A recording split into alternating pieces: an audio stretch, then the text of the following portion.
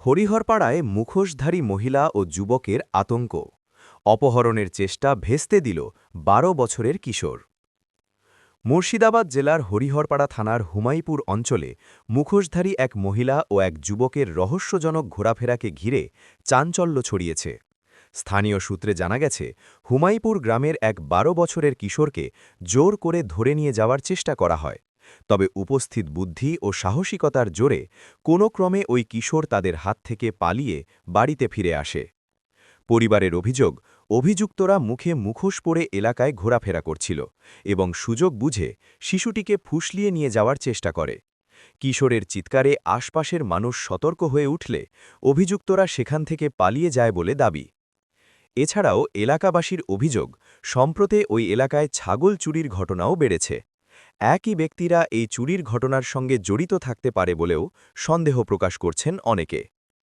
শিশু অপহরণের চেষ্টা ও গবাদি পশু চুরির অভিযোগে গ্রামবাসীদের মধ্যে আতঙ্ক ছড়িয়েছে। ঘটনার খবর পেয়ে হরিহরপাড়া থানা পুলিশ বিষয়টি খতিয়ে দেখা শুরু করেছে। পুলিশ সূত্রে জানা গেছে, অভিযোগের ভিত্তিতে তদন্ত চলছে এবং এলাকার নিরাপত্তা বাড়াতে টহলদারি জোরদার করা হয়েছে।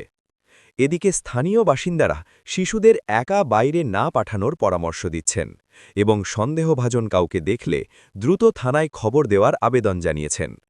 প্রশাসনের পক্ষ থেকেও গুজব না ছড়িয়ে সতর্ক থাকার আহ্বান জানানো হয়েছে। ঘটনাকে কেন্দ্র করে পুরো হুমাইপুর এলাকায় উদ্বেগের পরিবেশ তৈরি হয়েছে। অভিযুক্তদের দ্রুত গ্রেফতারের দাবিতে গ্রামবাসীরা পুলিশের কাছে কড়া পদক্ষেপের দাবি করে। বিস্তারিত ভিডিও চিত্রে এন নিউজ লাইভ এক্সক্লুসিভে।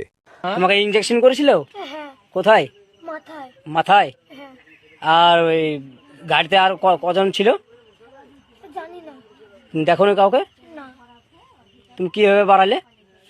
4 জন ছিল তো, ওখানে কাউকে গাড়ির ভিতরে আমি কাউকে দেখতে পেলাম না, আমি চারটে পেয়ে গেছিলাম। দিয়ে আমি বাইরে গেট খোলা ছিল, বাইরে দিয়ে আমি দৌড়ে চলে গেছিলাম। তারপরে কাকে ফোন করেছিলেন নাকি শুনলাম? হ্যাঁ, বাড়িতে ফোন করলাম। কাদের মোবাইলে ফোন করেছিলে? আমার মার। ওখানে পরের মোবাইল থেকে ফোন করেছিল, তাই তো? তাকে তুমি জিজ্ঞেস করে বললে না? হ্যাঁ, বললাম। ওই গাড়ি তখন চলে গেল নাকি? আগে চলে গেছিল। আচ্ছা। আরো ছিল তো গাড়িতে? কি কালারের গাড়ি? সাদা কালারের। সাদা কালারের? হ্যাঁ।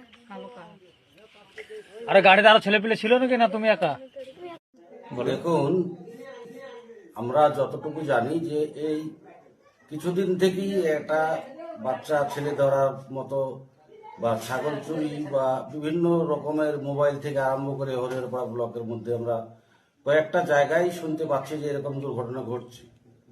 কিন্তু আমরা হুমায়পুরের মানুষ, হুমায়পুর অঞ্চলের মানুষ আজকে যেটুকু দেখলাম তাতে গতকাল হুমায়পুরে একটা বাচ্চা ছেলের মুখে যেটা স্টেটমেন্ট পেলাম, তাতে বাস্তবে কতটুকু সত্য সেটা তো এখনো আমরা প্রত্যক্ষদর্শী নয়, তবে ওর মুখে যেটুকু শুনলাম বা এখন পর্যন্ত যেটুকু শুনতে পাচ্ছি তাতে আমাদের একটা আতঙ্কের মধ্যে একটা মহিলারা বা আমরাও ছেলেরা বিশেষ করে একটা হতাশার মধ্যে আছি। কারণ আমার বিশেষ করে আমার নাতিকে নিয়েও আমি সংশয়ে আছি। খুব দুরন্ত ছেলে, এদিক ওদিক ছুটে বেড়াই। এই নিয়ে আমি বাড়িতে ওকে আবদ্ধও রাখতে হচ্ছে, সময় বা নজরে রাখতে হচ্ছে। নপাড়ায় আজকেই নপাড়ায় একটা দুর্ঘটনা ঘটে দেখলাম, একটা ভিডিও মারফতে দেখলাম যে একটা ভদ্র মহিলা বেশ বয়স্ক এবং একটা মহিলা প্রায় 50-এর কাছে, একটা মেয়ে 70-এর ওপরে বয়স। তো এই দুজনকেই নপাড়ার মানুষ সন্দেহজনক ভাবে আটকে রেখেছে এবং প্রশাসনকে তুলে দেওয়ার জন্য ওরা রেখেছে। কিন্তু আমরা দেখলাম যে এই সত্যটা যাচাই করতে গিয়ে অনেকটাই আমাদের একটা যেন সংশয়ের মধ্যে পড়েছি। তবে আমার বিশেষ করে হুমায়পুর জিপির মানুষকে আমি বলবো যে প্রত্যেকেই সচেতন থাকুন বাচ্চাদেরকে নিয়ে। তার কারণ বাই চান্স যদি কোনো রকম ভাবে কিছু হয়ে যায়, হয়তো আমরা খারাপ দিকটা যদি যাই, তাহলে আমাকে নিজের ছেলেদের নিজের দায়িত্ব রক্ষণ আমাদেরকে নিজেদেরকেই নিতে হবে এবং মানুষকে অ্যালার্ট থাকতে হবে যেন কোনো রকম ভাবেই আমরা বাচ্চাদেরকে সংশয়ের মধ্যে থেকে রুখে নিয়ে আসতে পারি, উদ্ধার করতে পারি, সেইভাবে চিন্তা ভাবনা করতে হবে।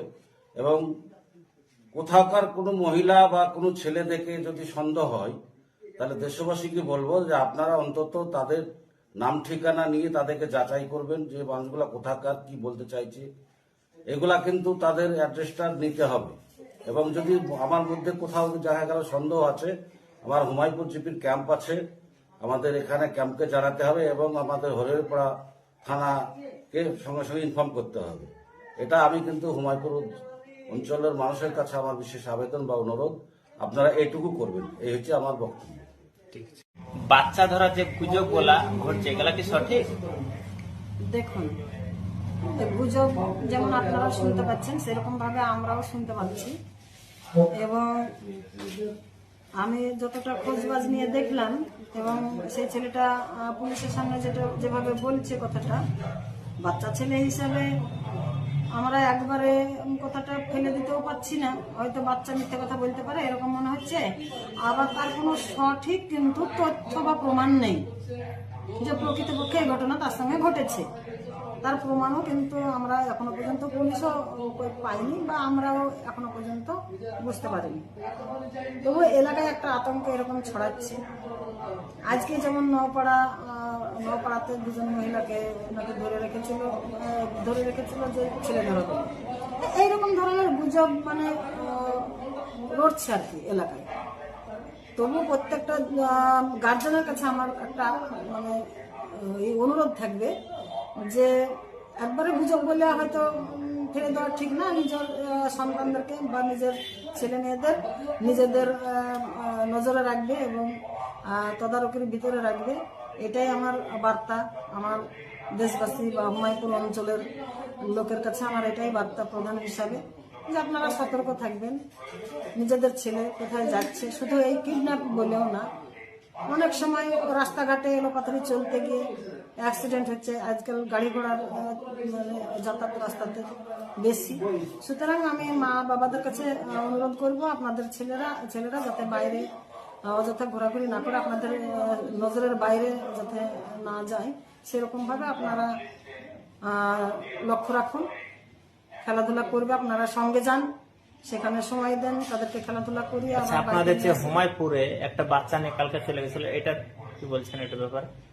কালকে নিয়ে গেছিল এই ব্যাপারে কিছু কেউ বলছে না এসব গুজব, কেউ বলছে যে না এটাই না। তবে তাদেরকে যখন দেখেনি কেউ তখন তাদেরকে তো বলতে পারা যাচ্ছে না যে এটা সঠিক। এই বিষয়ে আমরা সেরকম কিছু মন্তব্য করতে পারছি না। তবে গুজব বলে কোনো কিছু একবারে উড়িয়ে দেওয়ার মানে ঠিক হবে না। এখন দুনিয়া তো অন্যরকম হয়ে গেছে। বাবা মাদেরকে বলবো তাদের সন্তানদেরকে একটু নিজের দৃষ্টির মধ্যে রাখতে, নিজে মানে সতর্ক রাখতে আর কি, সতর্ক থাকতে আর কি। তারা যেন নিজের তদারকির মাধ্যমে ছেলে মেয়েদেরকে রাখে, সেভাবে সেটাই। ঠিক আছে।